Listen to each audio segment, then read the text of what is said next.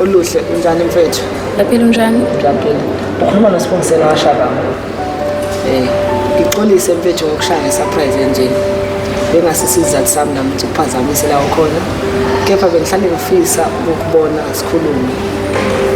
Noma ungazi ukuthi sizokhuluma ngani. Into engithumela kuwena mfethu inhliziyo yami njengamanje.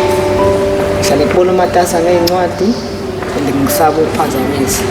Sengize ngabhalela campus crash ngenhloso ukuthi ngifisa ukuthi wazi ukuthi ngizizwa kanjani ngawe. Ngamafuphi nje okuhle. Mina ngichazekile wena, ngisewesikhathi ngichazeka ngawe. Ungazi ukuthi wena lokho bengakuphatha kanjani. Sithi uqala ngokubona. Ngiyakuzwa. Yini ekuchaza ngami? Ngichaza kuwena nje kahle okuhle. And first time ngubona la ecampusini isithombe sakhe asikaze saphela emehlweni nami. And ngesikhathi ngibonana nawe and ngingakhoni ukukhulumisa ezathu sokuthi ngihlale ngibona njalo umatasatasa ngencwadi. Ngiyakuzwa. Manje ufuna kwenzeke kanjani? Kahle okuhle. Ngeke ngize ngithembise okuningi kuwena.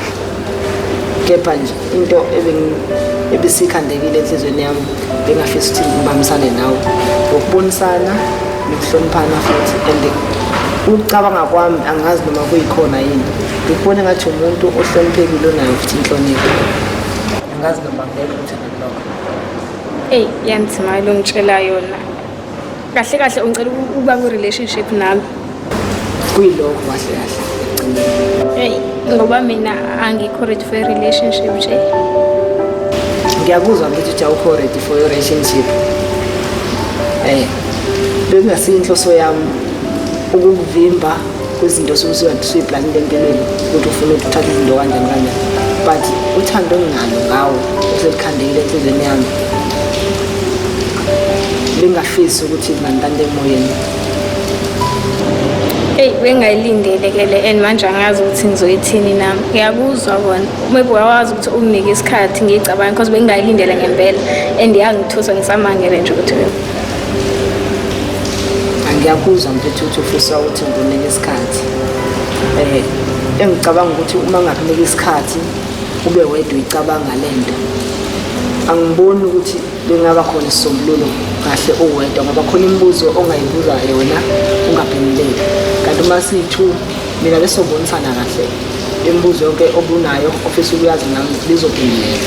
Ngoba hleze uzothi usuwedwa ucabanga ngendlela ozocabanga ngayo ingakuniki lento okuyiyona. Ngicabanga ukuthi angizwa lokho. Njengoba ngisho ukuthi ngeke ngikwazi ukuthi isinqumo njengamanje maybe uma singabona sibonana isikhathi ngicabanga ngangcono because manje nje bengayilindele lento njengoba ngitshela ukuthi ngiqokekile. Okuhle mfethu ngiyakuzwa ngithi into eyishoyo yabo. Nami ngifisa ukuvalile khoneni.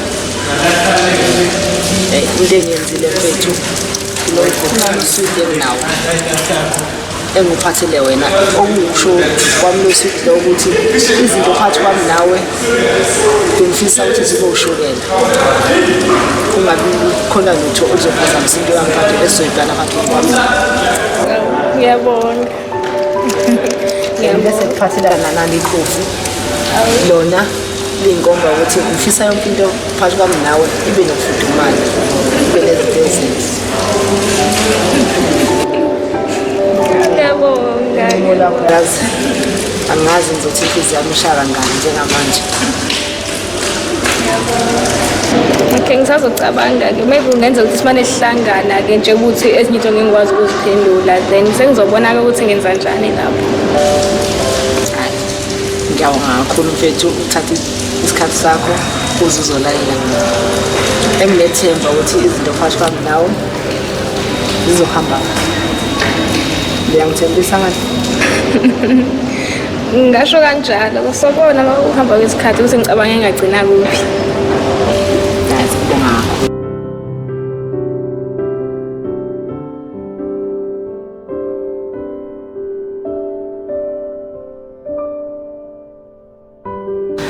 Ave ngithukile ngizitshela ukuthi kule surprise yami hleze uzoba umuntu ophoxekayo eyibona ukuthi kahle hle ngenzelana into engenzayo but into eyenzakalile ngimbone umuntu ozohambisana nami esizokwazi futhi ukuphikisana naye hlezi into yethu izoba yimpumelelo. Ngibonga.